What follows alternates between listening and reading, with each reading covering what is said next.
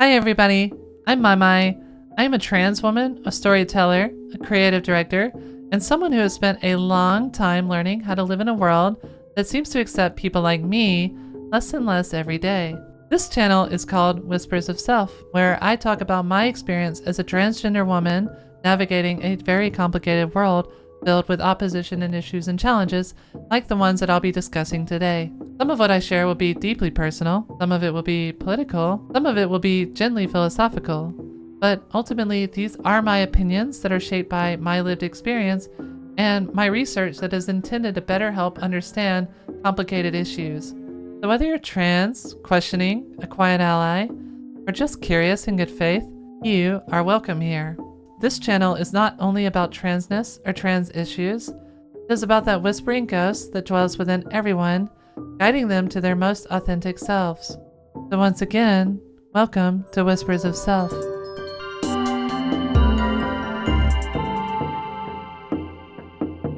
I never imagined I'd see the day when feminists would be at each other's throats over who counts as a woman.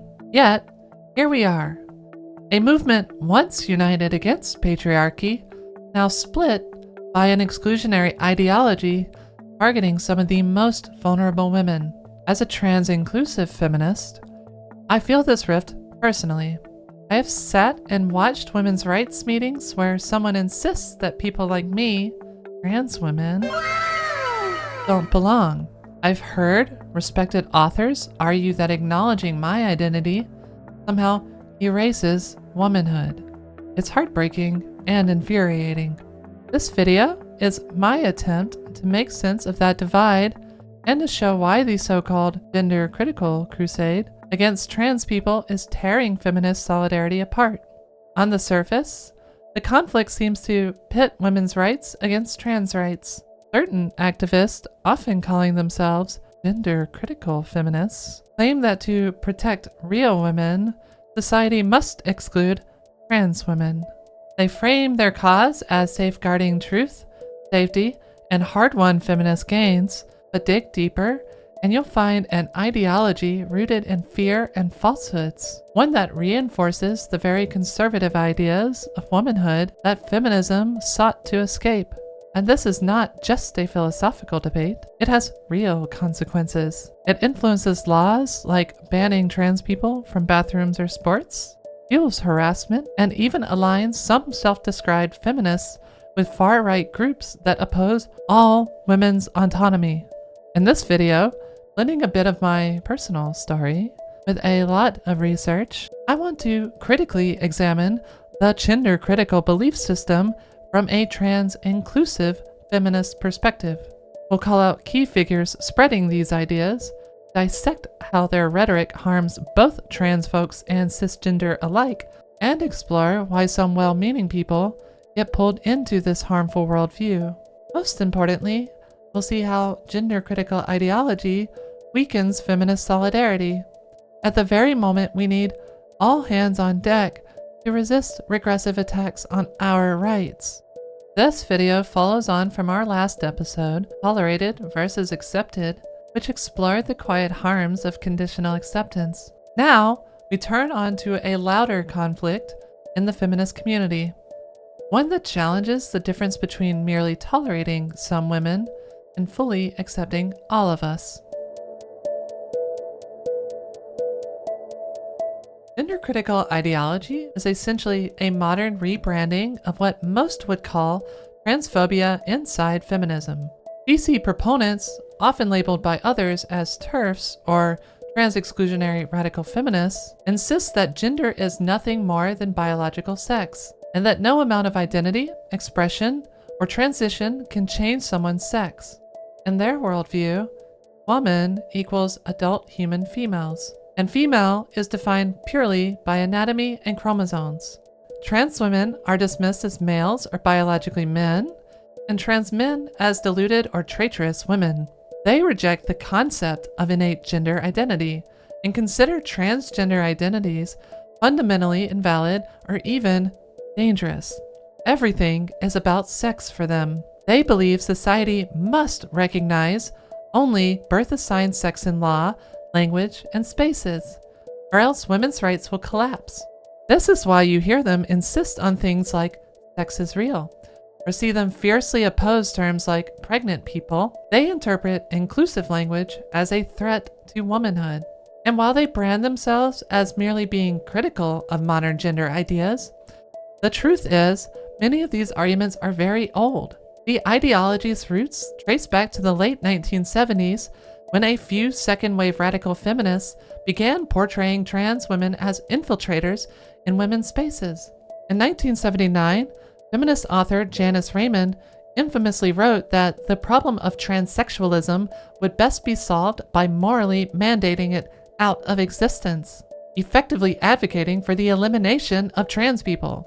In the last decade, gender-critical activists have begun to move into the mainstream, particularly in the UK, so much so that trans people there often refer to it as TERF Island. High-profile figures like author J.K. Rowling gave the movement a megaphone, loudly arguing that women's rights are under threat from gender ideology. Today's gender-critical movement claims to champion sex-based rights for women, but as we'll see, their platform is built on excluding and vilifying trans people in ways that ironically undermine feminist goals. But first we need to unpack gender-critical ideas and how they actually harm women as a whole, and how they often serve a regressive agenda that most feminists oppose.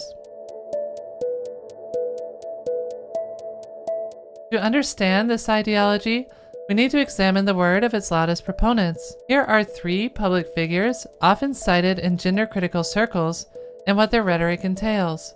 We can start with someone that I've actually mentioned before, Sasha Ayad, therapist and YouTuber. Sasha Ayad presents herself as a compassionate counselor for gender-questioning youth, but her approach aligns with gender-critical ideology in subtle and not-so-subtle ways. Ayad co-hosted a podcast, Gender, A Wider Lens, and launched a YouTube channel, The Metaphor of Gender, which is aimed at teens uneasy about their gender. Her tone is very measured, and she avoids any sort of blatant slurs or derogatory language. In fact, she often claims to support kids by encouraging exploration. Yet, Ayad is deeply embedded in the anti-trans movement. She promotes ideas like rapid onset gender dysphoria, otherwise known as ROGD, a discredited concept suggesting that trans identities, especially among youth, appear suddenly due to peer influence or mental illness. She has allied with groups like GenSpect and SEGM, the Society of Evidence-Based Gender Medicine, which campaign against gender-affirming healthcare for trans youth. In effect, Ayad frames being trans as a pathology or a trend, a problem to be solved rather than a valid identity. Critics note that she and her collaborators, such as Stella O'Malley, are leaders in the gender-critical movement attacking transgender people, especially children. By positioning herself as the reasonable therapist who just wants kids to slow down before transition, Ayad has become an influential figure, lending pseudo-clinical credibility to trans-exclusionary narratives. Make no mistake, however gently her delivery, she consistently undermines the legitimacy of trans identities and medical care, which can lead to real harm against vulnerable youth seeking trans acceptance. And next we have, of course, she who must not be named, J.K. Rowling herself, author and public commentator. The inclusion of Harry Potter creator J.K. Rowling in this list might surprise those who haven't followed the controversy. Rowling was once seen purely as a progressive icon for many girls and women, but in recent years, she has become a vocal critic of trans activism. In 2020, Rowling famously tweeted, "If sex isn't real, there is no same-sex attraction. If sex isn't real, the lived reality of women globally is erased." She then penned a lengthy essay to clarify her stance, which boiled down to a core gender-critical belief. Acknowledging trans women as women threatens the very concept of womanhood and could undermine women's rights. Rowling has objected to terms like people who menstruate, insisting that they should just say women, but with the intent of excluding trans men or non-binary folks. She often paints trans-inclusive language and policies as an affront to cisgender women's experiences. The consequences of her statements have been profound. Rowling's global fame gave mainstream legitimacy to talking points previously confined to fringe circles. She's been recognized by everyone from UK Parliament to Vladimir Putin. Her concerns about safety in women's spaces, about young people transitioning too readily, about erasing sex, closely mirror those pushed by socially conservative groups. Even if she positions herself as a feminist, it is important to note that many of Rowling's claims are misleading or lack context. For example, no trans activist is saying that sex is not real. They are saying that gender identity is also real and very relevant. Nonetheless, Rowling's endorsements of gender-critical ideology emboldened a wave of transphobic discourse online and in the media. It also deeply hurt many fans and fractured the community of women's rights activists. Some continue to support her, but many prominent feminist organizations and Harry Potter actors publicly disagreed with her views. Rowling is a prime example of a well-spoken and highly educated figure whose eloquence can mask the harm caused by the ideas she's promoting. We can try to respect her past work and still firmly reject the way her rhetoric is being used to pit women against women. And for those who are aware of her impact on women and trans rights, frankly, I wouldn't support her past work, because every dime she takes from those royalties, she pours into litigation and legislature against women's rights and trans rights. And last but not least, we have Dr. Helen Joyce, journalist turned activist. Dr. Joyce is a prominent gender-critical voice known for her book, Trans: When Ideology Meets Reality. He argues that the rise in trans identities is a kind of social contagion or belief system disconnected from material reality. In one interview, Joyce went so far as to say that the gender-critical movement's goal should be reducing or keeping down the number of people who transition. In her words, every one of those people is basically a huge problem to a sane world. This chilling statement, essentially calling trans people damaged problems, generated outrage, as it laid bare an eliminationist mindset, the idea that fewer trans people existing would be somehow better. Joyce couches her views in a calm, intellectual tone, but underneath the academic veneer is a call to actively decrease the number of trans individuals. It is hard to imagine a clear admission that this is not about protecting women so much as it is about wishing trans people away. Joyce's influence is significant. She was an editor at The Economist and now works with advocacy groups like Sex Matters. When respected outlets give her a platform, her arguments, like comparing trans identity to cultish belief, can sound convincing to those unfamiliar with trans issues. So we need to call it what it is: dehumanizing rhetoric that treats an entire minority as expendable. So why do I focus on these individuals? Because they illustrate a pattern: articulate, often highly credentialed people packaging anti-trans sentiment in the language of feminism, reason, and concern.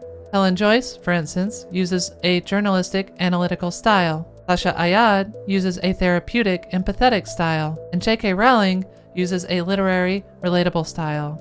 All three, however, push the core narrative that trans people, trans women in particular, are a threat to women or society. By calling them out, I'm not saying that they haven't faced their own abuse online. They certainly have, in some cases to an egregious extent, and I do not support that, but we must hold their ideas accountable.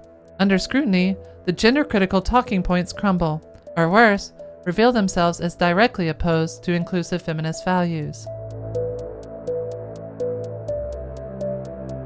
One of the greatest ironies of the gender-critical movement is that in the name of protecting women, it undermines the progress and unity of feminism itself. There are several ways this ideology fractures feminist solidarity and, in fact, ends up reinforcing conservative and patriarchal notions of womanhood.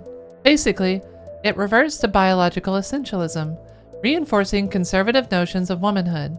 Feminism has long fought against the idea that women are defined solely by their biology, or the notion that our value or identity is tied to our reproductive organs and childbearing capacity.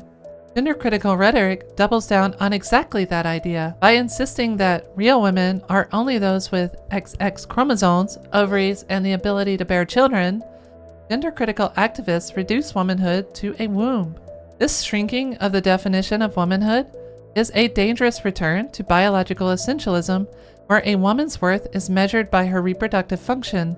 It eerily echoes the old patriarchal belief that women are meant to be baby makers, a belief that feminists have battled for ages. Moreover, by policing who counts as a woman based on looks and traits, this ideology ends up upholding gender stereotypes. We already see the fallout. There are abundant cases of butch or androgynous cisgender women being harassed in bathrooms because they don't look feminine enough to some self-appointed gender police. In environments where anyone suspiciously masculine is accused of being trans, even cisgender women are accosting each other, especially women who are tall, muscular, or don't fit into those dainty female stereotypes.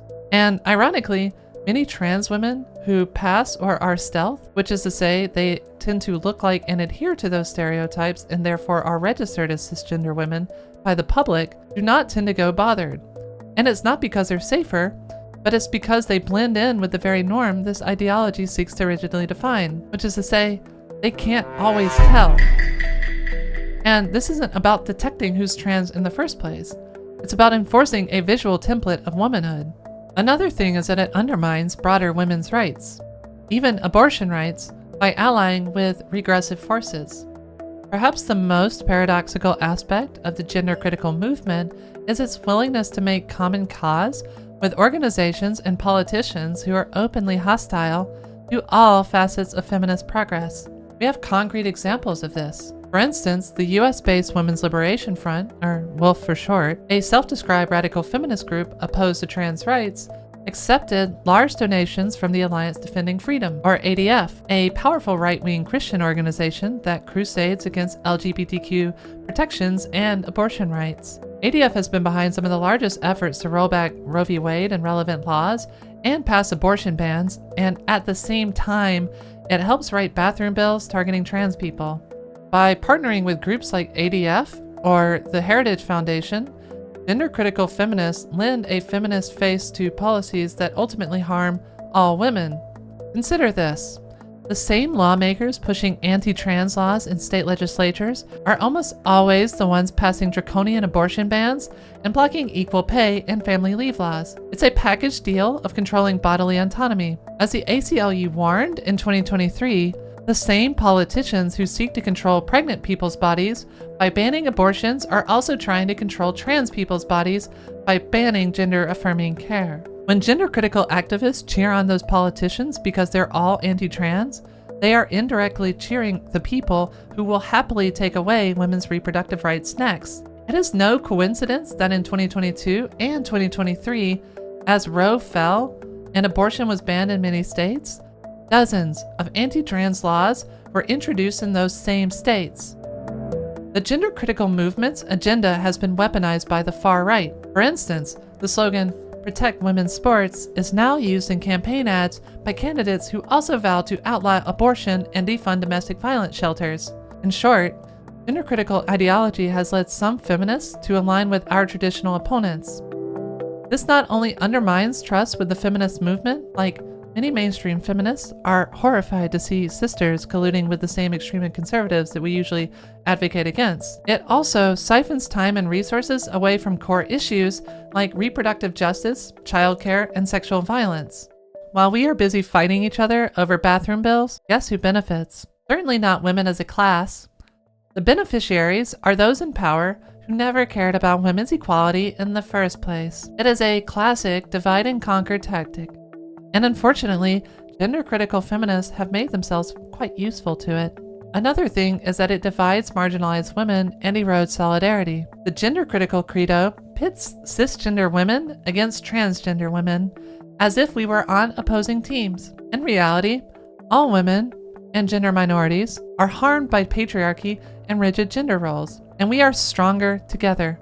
Trans women are women, and they have been part of feminist and queer struggles for generations. From activists like Sandy Stone and Miss Major Griffin Gracie, a black trans woman who survived the Stonewall era and championed women of color, trans women have played integral roles in the feminist movement alongside cis women. By rejecting trans women, these gender-critical activists not only abandon their trans sisters, but also neglect a segment of women who face compounded discrimination, misogyny, and transphobia. It is a self-inflicted wound on feminism's diversity and power. Moreover, the scapegoating of trans people creates a toxic distraction from real issues. For example, a gender-critical activist might focus obsessively on excluding trans women from a women's shelter, while ignoring that the actual threat to the shelters are chronic underfunding or the broader epidemic of male violence. That energy should go into fighting sexual assault, Economic inequality, our restrictive laws, is instead misdirected into purging trans people from our spaces. This is exactly what anti-feminists want, that we turn against each other, as philosopher Judith Butler warned, thereby turning against ourselves. Indeed, Butler and other intersectional feminists have pointed out that the movement against gender, i.e., anti-trans, anti-queer movements, is fundamentally an anti-feminist movement.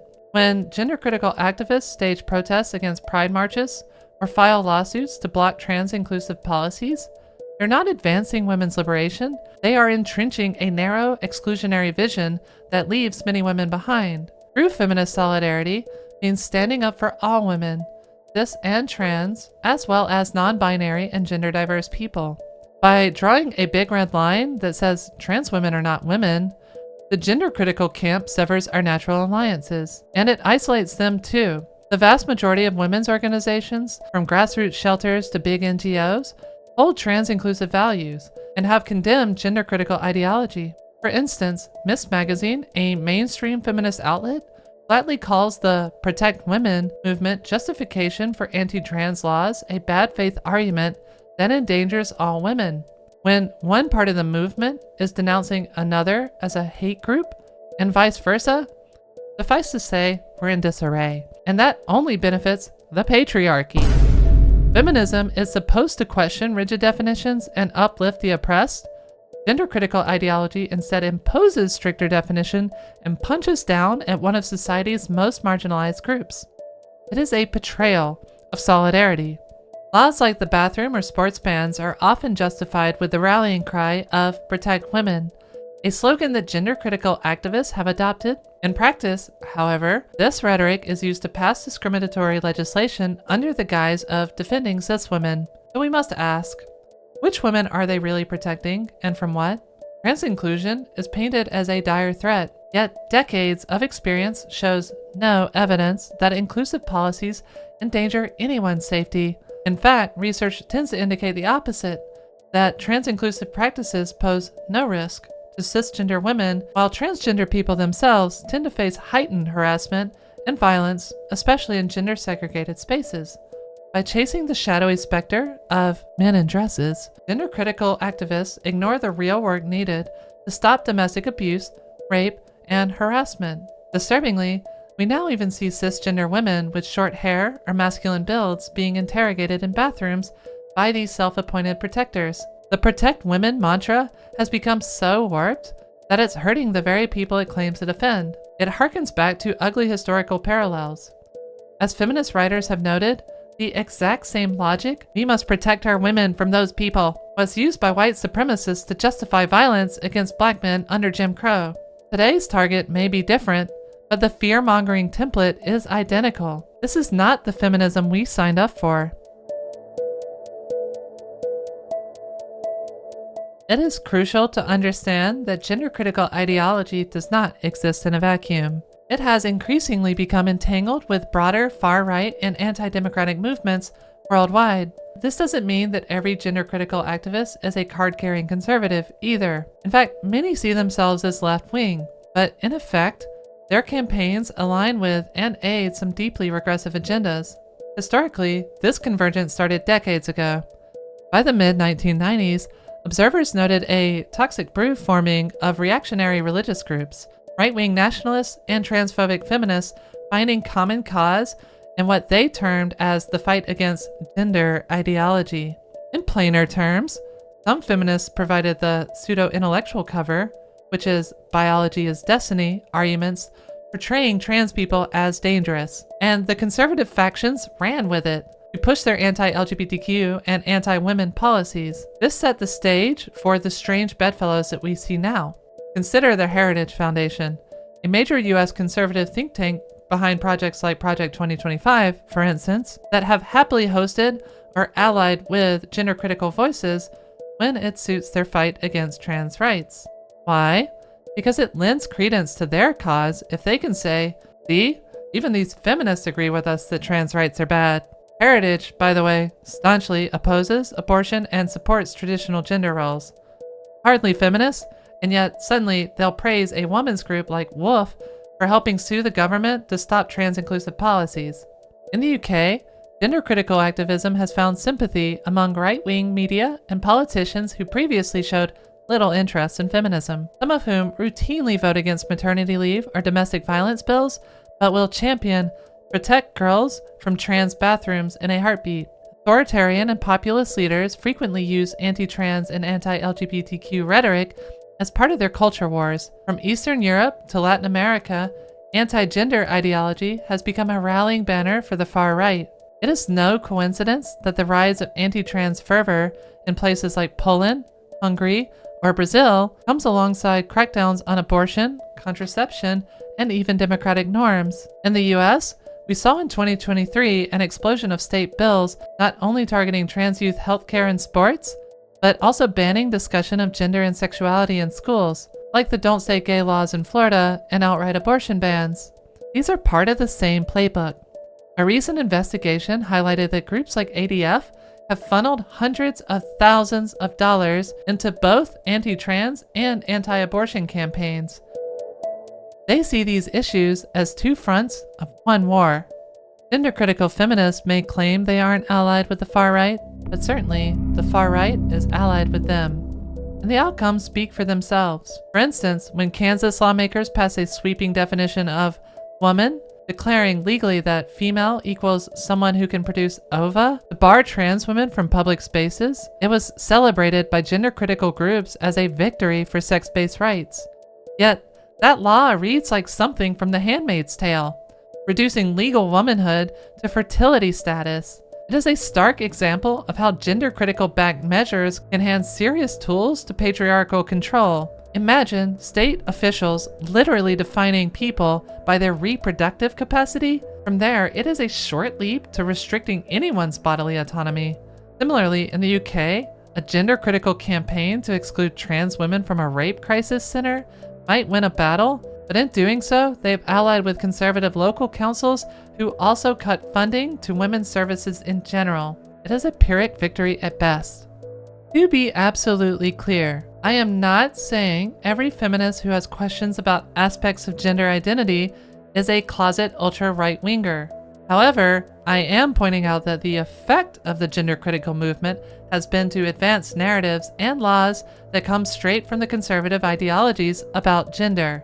Even some pioneers of second-wave feminism have noticed this troubling trend. Scholar Sasha Ayad bluntly describes today's gender-critical feminism as gender conservative because it ends up aligning with not-so-new conservative common sense about restoring traditional gender hierarchies.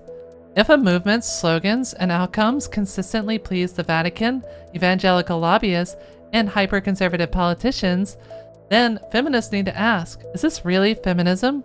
Or just repackaged conservatism? The answer seems clear. Gender-critical ideology, wittingly or not, serves reactionary goals. It weakens the broader fight for gender justice by isolating the trans minority and offering moral cover to misogynists. Look, even feminists oppose these trans perverts. As a feminist, that realization was like a punch in the gut for me. It means that even though gender-critical activists say they're saving feminism, in practice they are being used as a tool by those who would happily dismantle feminism entirely once trans people are out of the way. We've seen this pattern before. Authoritarian regimes sometimes co-opt a piece of a movement to destroy the whole. The gender-critical faction has, unfortunately, made itself co-optable. Up to now, I've been pretty hard on gender-critical ideology, and deservedly so, but in the spirit of honest conversation, I want to step back and acknowledge the emotional nuance behind why some cisgender women and others feel threatened or skeptical about trans inclusion. It is easy to simply call gender-critical activists villains or bigots and leave it at that, but if we do, we might miss the chance to address the underlying fears that, if handled with empathy, could be transformed rather than exploited by hate groups. Fear of safety is a major driver. Many women have experienced male violence or harassment. They know what it's like to feel physically vulnerable, to be in a space with men and not feel safe. So, when gender-critical activists asks, wouldn't you feel uncomfortable with a person who has a male body in your locker room or shelter? That hits a visceral panic button. The concern seems valid. After all, everyone deserves safety and privacy. Some cis women genuinely believe that they are standing up for survivors by keeping trans women out. The tragic irony is that trans women are women, and survivors too in many cases. They aren't the threat, and excluding them doesn't actually stop male violence. Since abusive men aren't magically deterred by trans-inclusive rules, those men already violate laws and norms outright. But the fear is real. It often comes from a good place of wanting safe havens, but it's misdirected. Rather than develop better security or screening for violent behaviors, regardless of gender, or address why shelters and prisons are unsafe to begin with, the gender-critical response creates a scapegoat. It is emotionally easier for someone traumatized by a man to say, "No one born male allowed here," than to parse the complexities. I empathize with that feeling, even as I oppose the policy. We need to show people that inclusion can be safe. Many shelters successfully house trans women without incident, and in fact, trans women often seek shelters to escape violence themselves. A trans-inclusive space does not mean throwing the doors open to any predatory man. It just means you don't kick out a vulnerable trans woman into the street. And those nuances often get lost in panic. Fear of the unfamiliar or losing one's identity also plays a role. For some women, especially of older generations, this rapid shift in conversations about gender feels dizzying. New terms like non-binary, hearing phrases like chest feeding or birthing parent, it can provoke a knee-jerk reaction. Are they saying that I'm not a mother now? Just a birthing parent? Are they erasing my womanhood? I have met women who truly felt that using inclusive language was an attack on their personal identity as mothers or as women. That's not what the language is intended to do. Calling someone a birthing parent in medical context does not cancel the word mother in personal use, but I do understand how it can feel alienating or even just a bit strange if not well explained. Gender-critical campaigners seize on this, telling people that their identities are under siege by woke language police. J.K. Rowling herself expressed something like this, bristling at terms that reduce a woman to someone who menstruates. The valid origin of this complaint is a desire to honor womanhood and not feel it's being bureaucratically renamed or abstracted. The misdirection is blaming trans-inclusive language for a feeling of discontent that really stems from poor communication and fear of change. We can reassure people, no one is taking away from you the word woman or forbidding you to celebrate being a mother or female. The point of terms like pregnant people is to simply include those who don't identify as women, like trans men or non-binary folks, in relevant contexts, as they too could birth children. It is an additive measure, not a subtractive one. But alas, change is scary. Some will cling to the familiar and view new ideas as an attack on old ones. We need to guide them gently to see that it is not a zero-sum game. Women are not erased by acknowledging trans people. Our understanding of gender is in fact enriched. We can hold on to truths about sex-based oppression and expand our empathy all at the same time. These goals are not mutually exclusive. Misconceptions about feminism and gender also fuel skepticism. A lot of gender-critical individuals are older feminists who came of age when gender was synonymous with oppressive roles. They hear young people talk about gender identity as something innate and liberating, and it sounds backwards to them. From their perspective, we spent decades saying that having a female body should not dictate that you wear dresses or become a housewife. And now you're telling me that if a boy likes dolls, he may actually be a she? What? They worry that trans activism reinforces stereotypes, like a trans woman identifying as a woman because she's feminine, which they interpret as implying only feminine people can be women. This is a nuanced debate, even within the feminist and trans circles. The truth is, trans people aren't transitioning to conform to stereotypes. They are affirming an internal sense of self. A trans woman can be tomboyish. A trans man can be effeminate, just like cis people have varied expressions of gender as well. But gender-critical activists often have a knowledge gap here, and they fill it with suspicion. They think that trans advocacy reaches a kind of fatalistic message that certain toys or feelings mean you must be the opposite gender, undermining the flexibility of gender roles.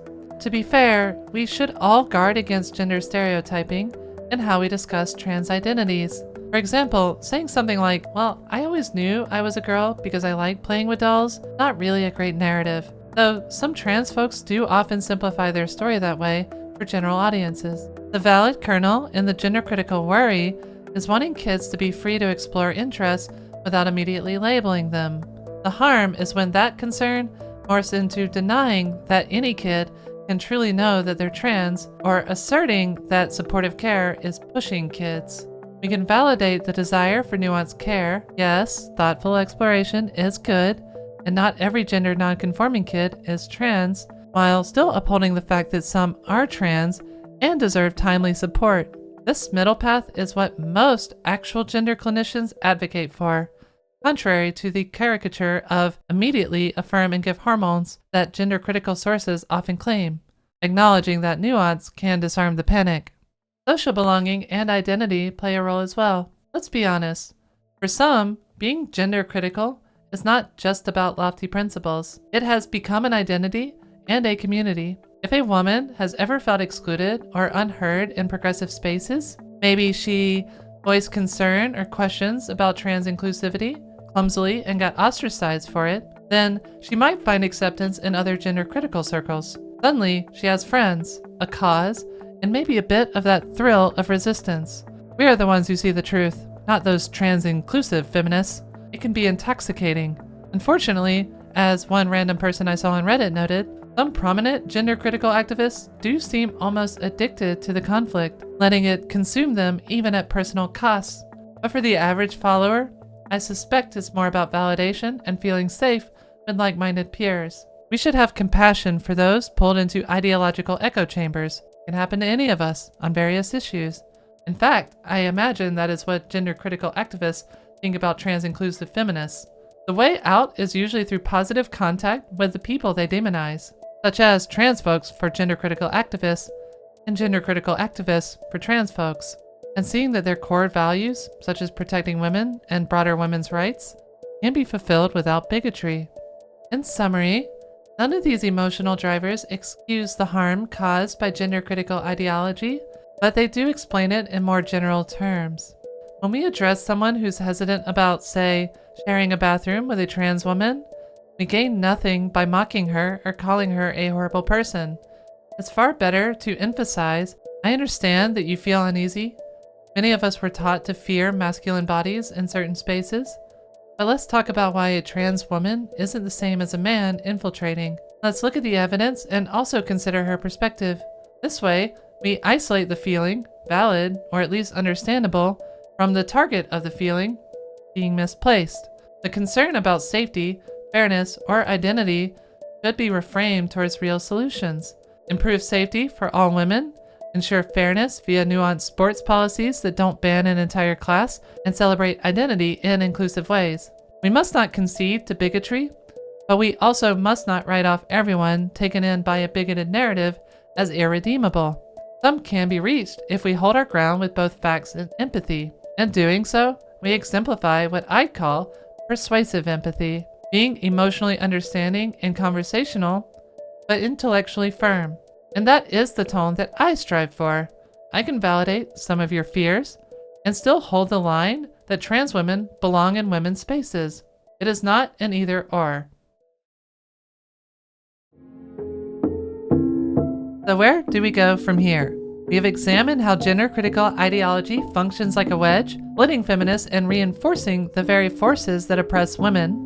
We've seen that its champions, however eloquent, are pushing distortions that harm trans people and ultimately all women. We have acknowledged the genuine feelings that make these distortions resonate for some, and why we must address those feelings with care.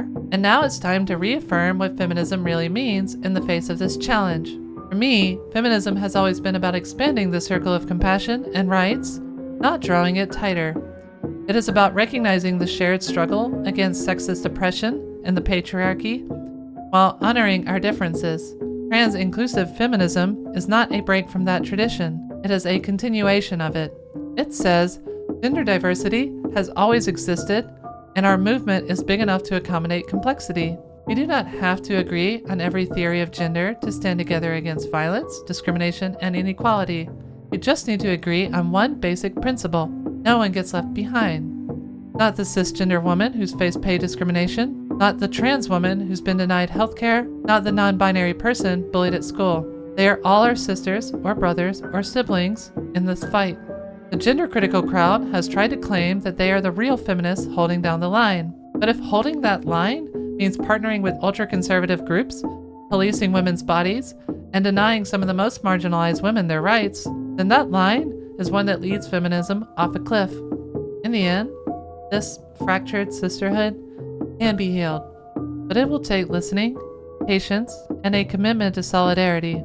It'll take calling out bigotry and calling in those who have been misled by it. It will take, above all, remembering the core ethos of feminism. None of us are free until all of us are free.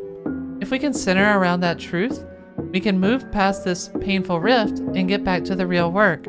Trans women are not your enemies. We are your sisters. So let's reclaim our movement from the forces that seek to divide it and show the world that feminists stand for every woman's liberation. That is the sisterhood that I believe in, and I hope you do too. So thanks once again for sticking around for yet another really long video. I really appreciate the time, and I hope this generates some discussion in the comments because I know that I'm not going to get this right every time. As a trans woman, I'm personally relatively new to the feminine experience, and I think that means I'm learning a lot along the way. And so while I do believe in the things that I've shared today, I hope that I can still grow, and I hope that that growth can come from dialogue with people who have different views. So I'm glad you're here, and I encourage all of you to continue the discourse in the comment section. And please, if you enjoy this channel so far, don't forget to like and subscribe. I pretty much mandatorily have to say that, just like every other YouTube channel does, but it does indeed make a huge difference, and it also just kind of makes me feel good. So yeah, thanks. Bye.